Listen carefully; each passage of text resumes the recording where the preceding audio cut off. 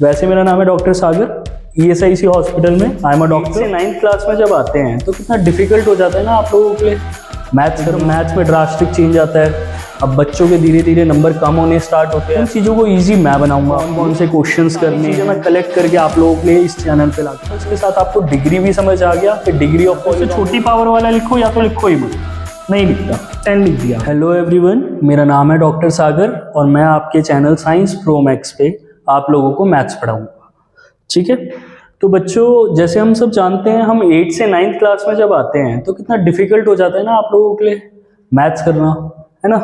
एकदम मैथ्स में drastic change आता है। अब बच्चों के धीरे धीरे नंबर कम होने स्टार्ट होते हैं, पेरेंट्स भी बहुत चिंता करते हैं।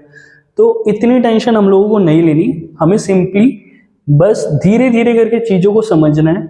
उन चीज़ों को ईजी मैं बनाऊंगा आपके लिए, कैसे आपको मैथ्स पढ़नी है, कौन कौन से क्वेश्चंस करने हैं, पेपर में क्या क्या टॉपिक इंपॉर्टेंट होते हैं, ये सारी चीज़ें मैं कलेक्ट करके आप लोगों के लिए इस चैनल पे लाके रखूंगा। आप लोगों को बस क्या करना है, स्टार्टिंग से एंड तक मेरे साथ बने रहना है। ठीक है, अब सबसे इंपॉर्टेंट क्या है, कंसिस्टेंसी। कंसिस्टेंसी का मतलब क्या होता है, हमें पढ़ते रहना है, ब्रेक नहीं लेना। ऐसा नहीं कि मैंने आज पढ़ लिया फिर मैं एक हफ्ते तक नहीं पढ़ रहा, फिर मैं अचानक से दोबारा पढ़ने बैठ जाऊंगा और सब कुछ हो जाएगा। तो अब ज़्यादा टाइम वेस्ट नहीं करते हैं, मैथ्स को इजी कैसे बनाना है वो मैं देख लूँगा, आप लोगों को बस मेरे को फॉलो करना है। हम इस चैनल पे धीरे धीरे करके सारे चैप्टर्स के NCERT सॉल्यूशन, इंपॉर्टेंट क्वेश्चंस, ये सब चीज़ें प्रोवाइड करेंगे। नोट्स आपको या तो स्कैनर के थ्रू या PDF के थ्रू मिल जाएंगे। ठीक है, आप लोगों को बस क्या करना है, लेक्चर अटेंड करना है, एक कॉपी और पेन लेके बैठो, सीट बेल्ट बांधो और नोट्स लिखना स्टार्ट करो, दैट्स इट। अब मेरा इंट्रोडक्शन होता रहेगा। वैसे मेरा नाम है डॉक्टर सागर, ESIC हॉस्पिटल में आई एम अ डॉक्टर। तो बेसिकली अभी हम चैप्टर पे आते हैं। चैप्टर जो हम सबसे पहले पढ़ेंगे वो पढ़ेंगे मैथ्स का चैप्टर 2, सबसे इंपॉर्टेंट चैप्टर मैथ्स का, एकदम बेसिक। ठीक है, चैप्टर का नाम क्या है, इंट्रोडक्शन टू लीनियर पॉलिनोमियल्स। अब पॉलिनोमियल्स क्या होते हैं ये आप लोगों ने आज से पहले नहीं सुना होगा, लेकिन आज के बाद मेरी ये गारंटी है आप इसको जिंदगी भर भूलने नहीं वाले हो। और ये चैप्टर इसलिए और इम्पोर्टेंट है क्योंकि next class, that is your 10th class में पॉलिनोमियल्स चैप्टर दोबारा से आता है। चलो अब हम स्टार्ट करते हैं चैप्टर के साथ। सबसे पहले हम देखेंगे पॉलिनोमियल्स की डिफाइन, कि पॉलिनोमियल्स होता क्या है। अभी ये इंट्रोडक्शन वाली वीडियो है, इसी में आपको आगे इसी इंट्रोडक्शन की वीडियो में मैं कंटिन्यू करूंगा फर्स्ट एक्सरसाइज इस चैप्टर की। ठीक है, नाउ पॉलिनोमियल्स है क्या चीज, ये क्या है, एक अलजेब्रिक एक्सप्रेशन है जिसमें 3 चीजें मिलेंगी आपको, वेरिएबल्स मिलेंगे, कोफिशिएंट मिलेंगे और एक्सपोनेंट्स मिलेंगे। और इन जब तीनों चीजों को हम कंबाइंड कर देते हैं, ठीक है, तब हमें क्या मिलता है, पॉलिनोमियल मिलता है। या तो इनको ऐड करो या इनको सब्ट्रैक्ट करो या इनको मल्टीप्लाई करो। ठीक है, अब इतनी भारी इंग्लिश लिखी हुई है, अब इसको थोड़ा ईजिली समझते हैं। ईजिली कैसे समझना है, एक एग्जाम्पल के साथ समझेंगे। पॉलिनोमियल समझने से पहले इंपॉर्टेंट है एक वर्ड, टर्म को समझना। ठीक है, टर्म, जैसे मैं एक एग्जाम्पल ले लेता हूं। मैंने एक एग्जाम्पल लिया 4x। ये जो 4x है ना, ये 2 चीजों से मिलके बना है अभी, एक तो ये 4 और दूसरा हमारा यहाँ पे ये x। ठीक है, तो जो ये 4 है हमारे पास, ये हमारा क्या होता है, कोफिशिएंट। और कोफिशिएंट वो होते हैं जिनकी वैल्यू फिक्स वैल्यू होती है, इनकी वैल्यू बदलती नहीं है। कभी सुना किसी नंबर की वैल्यू बदल रही हो? मैंने 4 चॉकलेट आपको दी, आपके पास आने के बाद वो 4 चॉकलेट ही रहेगी, 4 से 5 तो नहीं हो जाएगी। तो ये जो 4 है इसकी एक फिक्स वैल्यू है। ठीक है, सेकंड मेरे पास पता है क्या आता है, जो ये x है ये है वेरिएबल। जरूरी नहीं है आपको यहाँ सिर्फ x लिखा दिखे, यहाँ पे आपको कुछ भी मिल सकता है, x मिल सकता है, y मिल सकता है, a मिल सकता है, b मिल सकता है, ABCD में से कुछ भी लिखा मिलेगा, वो क्या होगा, हमारा वेरिएबल। अब इसकी खास बात क्या है, इसकी वैल्यू जो है ना वो फिक्स नहीं होती, इसकी वैल्यू हमारी फिक्स नहीं होती, इसकी वैल्यू बदलती रहती है। जैसे वो बदलती है वैसे इसकी वैल्यू भी बदलती रहती है। ठीक है, बदलती रहती है से मेरा क्या मतलब है, चलो बताता हूं आपको। बदलती रहती है इससे मेरा मतलब है, मान लो यहाँ 4x लिखा है, x की वैल्यू मैं कुछ भी ले सकता हूँ अपनी मर्जी से। लेट अस से मैंने x की वैल्यू ले ली 0, तो अब इस पूरी की वैल्यू क्या हो जाएगी 4x, मतलब 4 इंटू एक्स, x मतलब x की वैल्यू अभी क्या मानी मैंने 0, 4 के साथ क्या मल्टीप्लाई होगा 0, कितना हो जाएगा आंसर 0। ठीक है, अब मान लो मैं x की वैल्यू 1 मान लूं, तब क्या होगा 4 इंटू एक्स, 4x की जगह क्या आ जाएगा 1, 4 1 जा 4। ऐसे मैं x की 1 से लेके 0 से लेके इन्फिनिटी तक कोई भी वैल्यू रख सकता हूँ। आई बात समझ? और उस वैल्यू के लिए इस पूरे की वैल्यू चेंज हो जाएगी, पूरे की पूरी टर्म की वैल्यू चेंज हो जाएगी।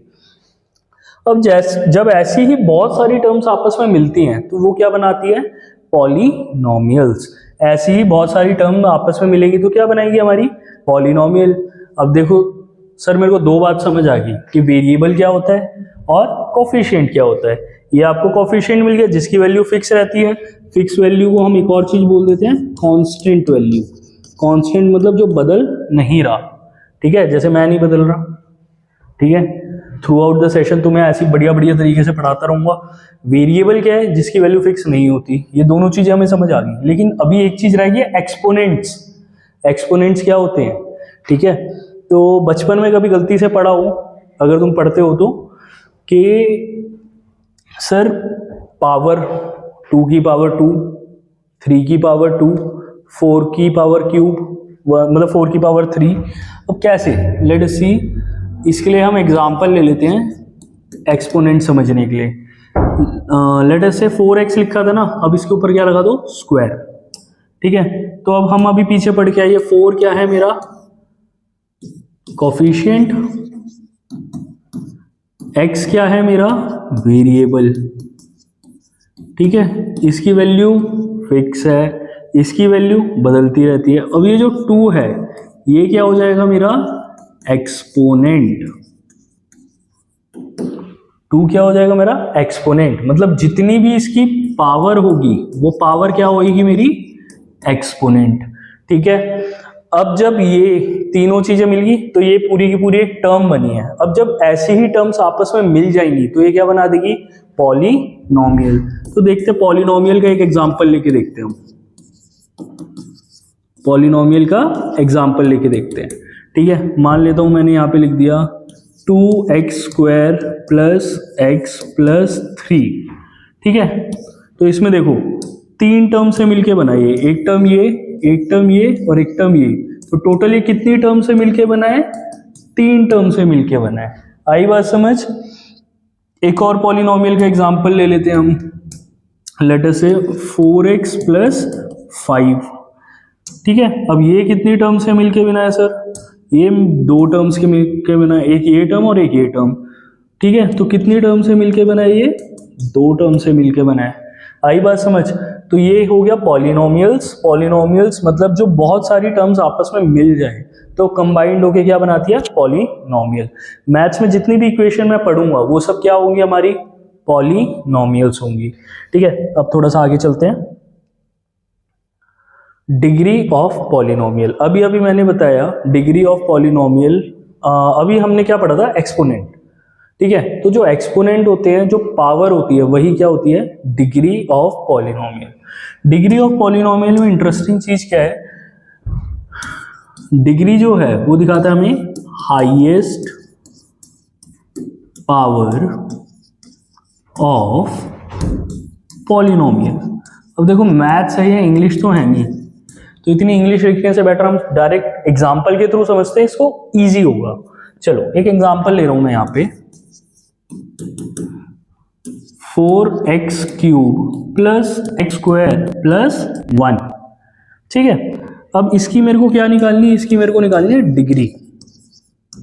डिग्री निकालने के लिए मुझे कुछ नहीं करना, मुझे एक एक करके ना इसकी ना पावर देखनी है। पहले इसकी पावर यहाँ पे x की 3 है, फिर यहाँ पे x की पावर 2 है। अब डिफाइन में क्या लिखा है हाईएस्ट पावर, जो सबसे बड़ी पावर होगी वही इसकी क्या हो जाएगी डिग्री। तो डिग्री क्या होगी, जो सबसे बड़ी पावर होगी वही क्या हो जाएगी डिग्री। सबसे बड़ी पावर 3 है कि 2, 3, तो 3 क्या हो जाएगी इसकी डिग्री। अब एक और एग्जांपल के साथ देख लेते हैं हम डिग्री ऑफ पॉलिनोमियल। ये पहला एग्जांपल हो गया। अब एक दूसरा एग्जांपल ले लेता हूं, x की पावर 100 प्लस 9x की पावर 4 +3। अब बताओ इसमें इसकी डिग्री कितनी होगी। तो सिंपल, इसकी यहाँ 2 डिग्री दिख रही है मेरे को, एक तो दिख रही है 100 और एक दिख रही है 4। तो इसमें कौन सी डिग्री होगी मेरी, जो पावर हाईएस्ट होगी वही मेरी डिग्री होगी। अब हाईएस्ट पावर कितनी है 100, तो इसकी डिग्री कितनी हो जाएगी 100। तो क्या इन दोनों एग्जांपल्स के साथ आपको डिग्री भी समझ आ गया कि डिग्री ऑफ पॉलिनोमियल क्या होती है। चलो नेक्स्ट टॉपिक पे चलते हैं हम अपने टाइप्स ऑफ पॉलिनोमियल। अब पॉलिनोमियल हमारे पास कितने टाइप के होते हैं। पॉलिनोमियल पहले हम टर्म्स के बेसिस पे देखेंगे, फिर हम डिग्री के बेसिस पे देखेंगे। 2 कैटेगरी में मेजरली डिवाइड करें हमने। अब देखो, अगर मैं टर्म्स के बेसिस पे बात करूं, टर्म बताया था ना, जैसे 2x एक टर्म हो गई, वो तीनों अलग अलग टर्म्स थी। जैसे पीछे अभी एग्जांपल है, यहाँ से इरेज नहीं हुआ, ये देखो, यहाँ एक टर्म, ये एक टर्म, ये एक टर्म, ये कितनी टर्म हुई 3। यहाँ पे एक टर्म, ये एक टर्म, ये कितनी टर्म हुई 2।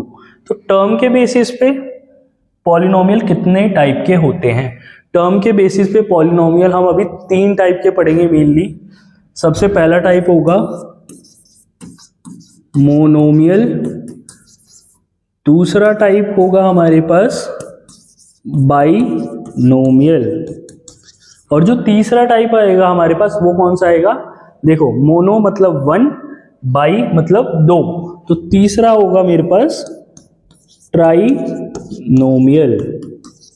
ठीक है। अब जैसे मैंने ऑलरेडी आपको बताया अभी, मोनो मतलब 1, बाई मतलब 2 और ट्राई मतलब 3। ठीक है। तो जो मोनोमियल है हमारा वो कितनी टर्म से मिलके बना होगा 1 टर्म। जैसे कि इसका एग्जांपल सिंपल, अगर 4x लिखा है या फिर 2x लिखा है तो ये क्या हो जाएंगे मोनोमियल।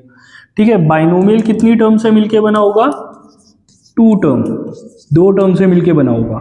अब वो 2 टर्म क्या क्या होगी, जैसे कि मैं लिख दूं 2x + 4, एक टर्म ये हो गई, एक टर्म ये हो गई, 2 टर्म हो गई, बन गया बाइनोमियल। एक और एग्जांपल ले लेते हैं इसका हम, x² + 3, एक टर्म ये हो गई, एक टर्म ये हो गई, 2 टर्म हो गई, तो ये भी क्या बन गया बाइनोमियल।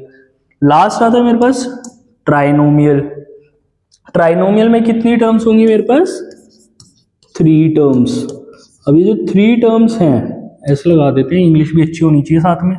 3 टर्म्स हैं, 3 टर्म्स के लिए मान लो मैं लिख दूं x³ + 4x + 3, 1 2 3 टर्म्स हो गई। एक एग्जांपल ये हो गया इसका। एक और एग्जांपल ले लेते हैं, 4x + 50 + 20x² लिख लो यहाँ पे। ठीक है। 1 2 3 टर्म्स आ गई, तो ये क्या बन गया हमारा ट्राइनोमियल।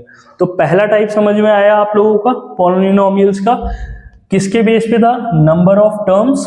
एक नंबर ऑफ टर्म है मोनोमियल, 2 नंबर ऑफ टर्म्स है बाइनोमियल और 3 नंबर ऑफ टर्म्स है ट्राइनोमियल। अब पूछोगे सर अगर 3 से ज्यादा हुई तो क्या बोलेंगे, डाउट आता है ना मन में। उन बच्चों के ज्यादा आता है जो बहुत ज्यादा पढ़ते हैं। ठीक है, कि अगर 3 से ज्यादा होगी तो क्या बोलोगे, आप इतना ही पढ़ के आए थे तो इतना ही बताओगे क्या। देखो यार सिंपल सी बात है, अगर 3 से ज्यादा टर्म होंगी तो हम यूज कर ही रहे हैं पॉलिनोमियल। पॉली मतलब क्या होता है मैनी, तो अगर इससे ज्यादा होगी तो पॉलिनोमियल होगी। Now second type of polynomial हम डिग्री के बेसिस पे पढ़ते हैं। तो डिग्री के बेसिस पे हमारे पास कितने टाइप के पॉलिनोमियल्स होते हैं। On the basis of degree दोबारा 3 टाइप के पॉलिनोमियल होते हैं। पहला होता है लीनियर पॉलिनोमियल, दूसरा होता है क्वाड्रेटिक पॉलिनोमियल और तीसरा होता है मेरे पास क्यूबिक पॉलिनोमियल। ठीक है, बहुत सिंपल है। जिस पॉलिनोमियल की डिग्री क्या हो 1 हो वो हो जाएगा लीनियर, जिसकी डिग्री क्या हो 2 वो हो जाएगा क्वाड्रेटिक, और जिसकी डिग्री क्या हो 3 वो हो जाएगा क्यूबिक। अब सर हमें कैसे पता लगेगा डिग्री 1 है 2 है या 3 है। डिग्री मैं ऑलरेडी डिस्कस कर चुका हूं पीछे आपके साथ। डिग्री मतलब क्या होता है हाईएस्ट पावर। हाईएस्ट पावर मतलब सबसे बड़ी पावर। एक सेकंड दीजिए मेरे को। हाँ ओके, सब रिकॉर्ड हो रहा है। एक्चुअली 2 बार अभी रिकॉर्ड करते करते ना अपने आप बंद हो गया था, तो मेरे को चेक करना पड़ा। पहली वीडियो है, आता जाता कुछ है नहीं पढ़ाई के अलावा। चलो लेट्स स्टार्ट अगेन। डिग्री मतलब हाईएस्ट पावर ऑफ पॉलिनोमियल, जो हाईएस्ट पावर होगी वही उसकी क्या हो जाएगी, डिग्री।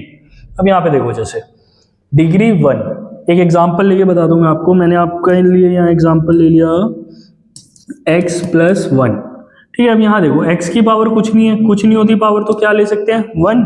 अब अगर मैंने इसकी पावर 1 ली है तो इसकी हाईएस्ट पावर, और कोई वेरिएबल है इसमें नहीं है ना, एक ही वेरिएबल है बस x, तो इसकी हाईएस्ट पावर क्या हो जाएगी 1, तो इसलिए इसकी डिग्री भी 1 हो जाएगी और ये कैसा हो जाएगा, लीनियर। एक और एग्जांपल ले लेता हूँ 4x + 5। अब इसमें कितने वेरिएबल है, एक वेरिएबल है x और इसकी भी पावर कितनी है 1 है पावर, तो इसकी भी डिग्री 1, लीनियर। क्वाड्रेटिक मतलब डिग्री 2, डिग्री 2 कैसे पता लगेगा, जैसे एग्जांपल ले लो x² + 4, x² + 4 में कितने वेरिएबल है, वेरिएबल मतलब ABCD एक ही है x, और इसकी पावर कितनी है 2, तो डिग्री 2, और कैसा पॉलिनोमियल हो गया, क्वाड्रेटिक पॉलिनोमियल। नेक्स्ट मेरे पास आएगा एक और एग्जांपल इसी का लिख देता हूँ आपको, 2x² + 5x + 3।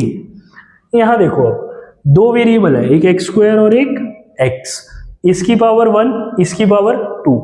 अब डिग्री कैसे पता लगी, जो ज्यादा पावर होगी वो क्या हो जाएगी इसकी डिग्री, ज्यादा पावर क्या है x की पावर 2, तो डिग्री 2, कैसा पॉलिनोमियल हुआ, quadratic polynomial. Third one cubic polynomial, x³ + 4।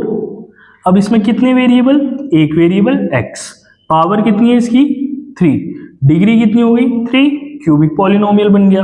एक और एग्जांपल 3x³ + 4x² + 1। इस पूरी इक्वेशन में दो वेरिएबल है, एक तो है x³ और एक है x²। x³ मतलब x की वैल्यू 3 और x की पावर 2, दोनों में से कौन सी पावर ज्यादा है 3, तो डिग्री कितनी हो गई 3, क्या बन गया क्यूबिक पॉलिनोमियल। आई होप आपको बेस्ड ऑन डिग्री 3 टाइप के पॉलिनोमियल होते हैं, लीनियर, क्वाड्रेटिक, क्यूबिक। जिसकी डिग्री 1 वो लीनियर, जिसकी डिग्री 2 वो क्वाड्रेटिक और जिसकी डिग्री 3 वो क्यूबिक। आया समझ? तो अब क्वेश्चन से प्रोसीड करते हैं। हमारी एक्सरसाइज सेट 2.1, पुरानी और नई एनसीईआरटी में ना एक्सरसाइज सेट ही चेंज हुआ है बस, मतलब पुरानी एनसीईआरटी में था एक्सरसाइज 2.1, अब वाली में एक्सरसाइज सेट 2.1 है ना, कितना बड़ा चेंज करा है। चलो सबसे पहले हम अपने फर्स्ट क्वेश्चन पे आते हैं। फर्स्ट क्वेश्चन में इसने मेरे से क्या पूछ लिया, सिंपली कह रहा है कि मेरे को क्या बता दो, degrees of the following polynomial, क्या बताना है, डिग्री बतानी है बस। अब सबसे पहला मेरे पास इक्वेशन है 2x² - 5x + 3, ये है हमारी फर्स्ट इक्वेशन। अब इसमें देखो डिग्री के से पहले सबसे पहले ढूंढूंगा वेरिएबल, एक x² है और एक x है, दो वेरिएबल मिले मेरे को। अब इनकी पावर देखूंगा, इसकी पावर यहाँ 2 है, इसकी पावर कुछ नहीं तो 1, तो हाईएस्ट पावर क्या है इसकी, हाईएस्ट पावर क्या है इसकी 2 है या 1 है, 2 है, 2, तो इसकी डिग्री भी क्या हो जाएगी पॉलिनोमियल की 2, और 2 डिग्री वाला कौन सा पॉलिनोमियल होता है मेरा, क्वाड्रेटिक। इजी हो गया फर्स्ट पार्ट, आ गया समझ। अब चलते हैं हम सेकंड पार्ट पे, ठीक है। सेकंड पार्ट में मेरे से क्या कह रहा है, y³ + 2y - 1। अब अगेन यहाँ पे फटाफट से देखो, वेरिएबल दो हैं, एक y³ और एक y। यहाँ पे y की पावर कितनी है 3 और यहाँ पे y की पावर कुछ नहीं तो 1। हाईएस्ट पावर कितनी है 3 या 1, हाईएस्ट पावर है 3 और 1 में कौन बड़ा 3, तो हाईएस्ट पावर क्या हो गई 3, तो इसकी डिग्री कितनी आ गई, जो इसकी हाईएस्ट पावर है 3, ठीक है। और 3 डिग्री वाला कौन सा पॉलिनोमियल होता है हमारे पास, क्यूबिक पॉलिनोमियल। इजी, वैसे मेरे को टाइप पूछ ही नहीं रहा क्वेश्चन में, अपनी तरफ से फालतू पढ़ाना टीचर का काम है ना यार, फालतू पढ़ाना, जो चीज लिखी उससे एक चीज फालतू बता के आओ, extra marks for extra writing. चलो थर्ड पार्ट पे आ जाओ।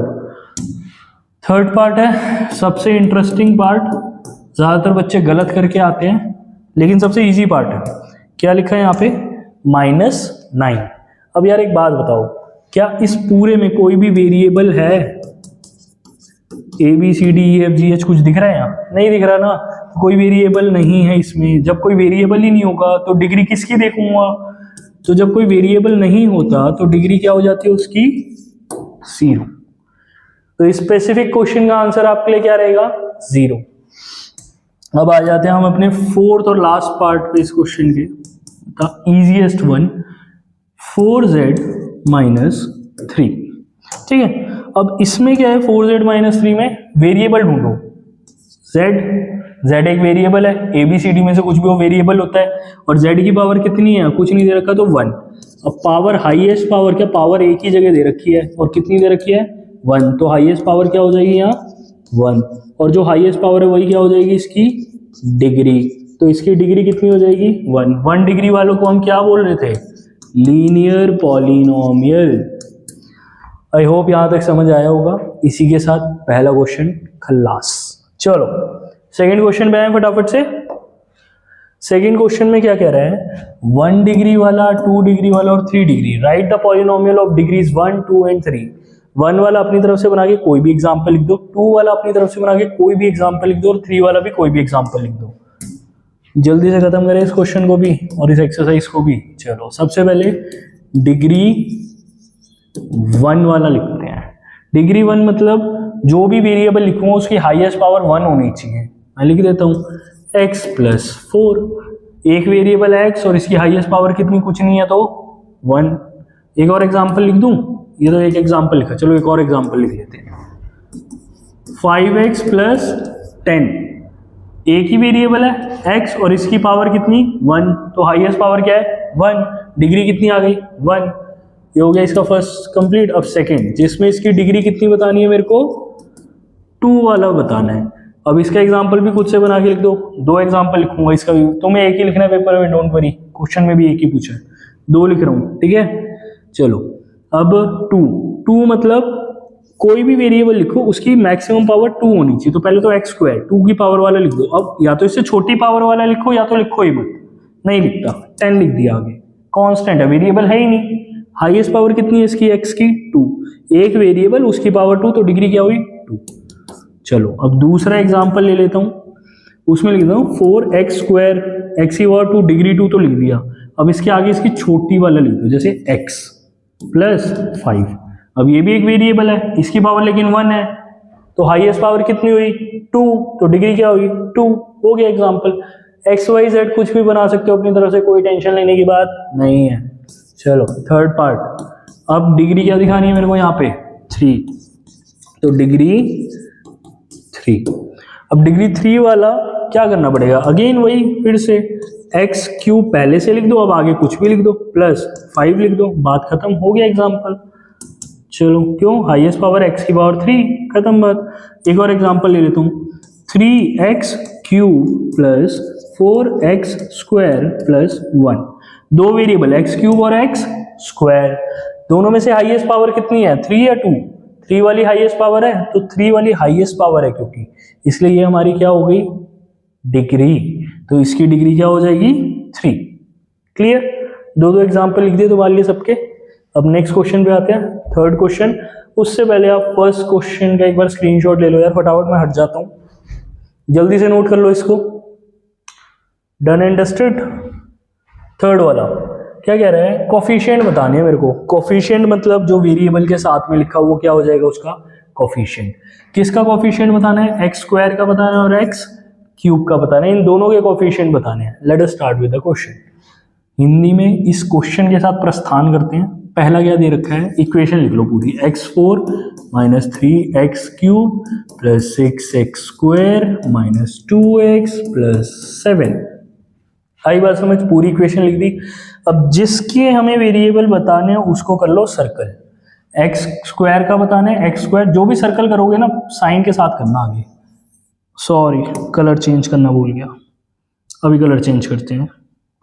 रंग बदल गया, उसका भी बदला था। एक्स स्क्वायर वाला हो गया ये। अब एक्स क्यूब वाला भी सर्कल कर लो, ये रहा। एक्स क्यूब वाला यहाँ लिख लो, क्या ये? Minus 3x cube. ये वाला इधर लिख लो, क्या? Plus 6x square. आई बात समझ? अब यहाँ देखो, एक्स क्यूब के साथ जो लिखा होगा वो क्या हो जाएगा? इसका कोफिशिएंट। एक्स क्यूब के साथ क्या लिखा है? माइनस 3, तो ये क्या हो जाएगा? -3 is coefficient of x cube. ध्यान रखना साइन के साथ आएगा वरना आंसर गलत हो जाएगा। नेक्स्ट इधर आ जाओ, क्या दे रहा है +6x²। अब इसमें x² क्या है +6, तो +6 क्या हो जाएगा coefficient is coefficient of x²। ठीक है, तो जो भी वेरिएबल है उसके साथ जो लिखा होगा वही उसका क्या होगा कोफिशिएंट। बताना सिर्फ उसका जितना क्वेश्चन में पूछे। x² का पूछा तो x² का बताया, x³ का पूछा तो उसका बताया, x⁴ का पूछा था नहीं पूछा था नहीं बताया, इन दोनों के लिख के खत्म कर दिया। ये हो गया आपका आंसर। इजी, नोट कर लो फटाफट से, स्क्रीनशॉट ले लो। अब हम लास्ट स्लाइड पे आज की, अब हम अगले क्वेश्चन पे चलते हैं, that is our fourth question. Fourth question में क्या कह रहा है, what is coefficient of z in polynomial. एक इक्वेशन दे रखी है और z का कोफिशिएंट पूछ रहा है। इक्वेशन लिख लो पहले, 4z³ + 5z² - 11। जल्दी से सॉल्व करो अपने नोटबुक में और z का कोफिशिएंट लिखो। ठीक है, तो अब मैं बताता हूँ देखो z का कोफिशिएंट क्या है। यहाँ पे बहुत सिंपल सा क्वेश्चन था, जिसने z का कोफिशिएंट अपनी नोटबुक में लिखा है उससे बड़ा गधा कोई नहीं है। ठीक है, तो मेरे गधा प्रसाद हो, यहाँ देखो क्या लिखा है z। पूरी इक्वेशन में z दिख रहा है। आधे गधे बोलेंगे सर ये रहा z, ये रहा z। भाई ये z का क्यूब है और ये z का स्क्वायर है। z मतलब हमें सिर्फ और सिर्फ z चाहिए। ठीक है, z का स्क्वायर या क्यूब नहीं चाहिए। तो क्योंकि since z is not present in equation, z equation में प्रेजेंट ही नहीं है, सो इट्स कोफिशिएंट इज 0। जब z है ही नहीं तो उसके साथ में मतलब उसका कोफिशिएंट 0 ही होगा ना। Easy question. z³ का पूछता तो मैं लिखता कोफिशिएंट 4 है, अगर z² पूछता तो मैं कहता कोफिशिएंट 5 है, लेकिन उसने z का पूछा, z है ही नहीं है तो उसका कोफिशिएंट क्या हो जाएगा 0। Easy question. चलो हमारे पास लास्ट क्वेश्चन है। सो लास्ट क्वेश्चन क्या कहता है, what is the constant term of polynomial. Constant term कौन सी टर्म होती है, जिसकी वैल्यू कभी चेंज नहीं होती, जो अपनी वैल्यू कभी चेंज नहीं करता। हमने डिस्कस करा था इंट्रोडक्शन में हमारे कि वैल्यू किसकी चेंज नहीं होती, नंबर्स की वैल्यू चेंज नहीं होती, लेकिन जो वेरिएबल्स होते हैं मतलब कोई भी अल्फाबेट लिखा हो उसकी वैल्यू हमेशा चेंज होती है। तो इसे एक्सप्लेन करने के लिए हम ये पूरी की पूरी इक्वेशन लिख लेते हैं पहले। 9x³ + 5x² - 8x - 10। अब इसमें देखो यहाँ पे हमारे पास क्या है x, यहाँ भी x², यहाँ x, तीनों वेरिएबल है। वेरिएबल की वैल्यू हमेशा चेंज होती है। अब बचा क्या नंबर, सिर्फ -10। ये अकेला है ना, तो इसलिए ये क्या हो जाएगा कांस्टेंट। क्यों, क्योंकि इसकी वैल्यू कभी चेंज नहीं होगी। ठीक है, अब मैंने इनमें से 9 को, 5 को या 8 को कांस्टेंट क्यों नहीं बोला, क्यों, क्योंकि 8 के साथ x है, जैसी x की वैल्यू बदलेगी 8 की भी वैल्यू उसके साथ बदल जाएगी मल्टीप्लाई होने के बाद। ऐसी x² 0 लूंगा तो यहाँ 0 आ जाएगा, x² अगर 2 लूंगा तो यहाँ पे 4 × 5 20 आ जाएगा। सेम यहाँ पे तो कांस्टेंट वैल्यू वो होती है जिसकी वैल्यू चेंज नहीं होती। इन शॉर्ट कांस्टेंट वैल्यू वो होगी जो भी नंबर लिखा होगा, और वो नंबर कैसा होना चाहिए, वो नंबर अकेला होना चाहिए। वो हमारा क्या हो जाएगा, किसी भी इक्वेशन की कांस्टेंट वैल्यू। ये है शॉर्ट ट्रिक याद रखने की। क्या है ये शॉर्ट ट्रिक। इसी के साथ हमारी फर्स्ट एक्सरसाइज 2.1 खत्म होगी। ठीक है, आई होप इजी होगी, इजी लगा होगा और शायद मैं थोड़ा अच्छा लगा हूँ पढ़ाने में। ठीक है, तो आप लोगों को क्या करना है, लाइक कर दो, शेयर कर दो, सब्सक्राइब कर दो, ताकि मैं आगे ऐसे आपके लिए बहुत सारी वीडियोस लाता रहूँ। ठीक है, और ये स्क्रीनशॉट ले लो पहले तो। अब इसके बाद ये PDF शेयर करने का एक और ऑप्शन है मेरे पास, वो कैसे करूँगा मैं, ये देखो यहाँ से एक स्कैनर क्रिएट होगा। इसको आप जैसे अपने फ़ोन में स्कैन करोगे आप पूरी PDF आपके फ़ोन में आ जाएगी। बट मैं ये प्रेफर करूँगा हैंड रिटन नोट्स मैथ्स में specifically. Okay, scan this and get the PDF in your mobile phone. Thank you so much. और इसको स्कैन करने के लिए गूगल लेंस का यूज़ कर लो, बेस्ट है। ठीक है, लिंक आएगा, उसको टैप कर लेना और सेव कर लेना। चलो, थैंक यू सो मच। अब नेक्स्ट एक्सरसाइज में मिलेंगे आपसे। Bye bye.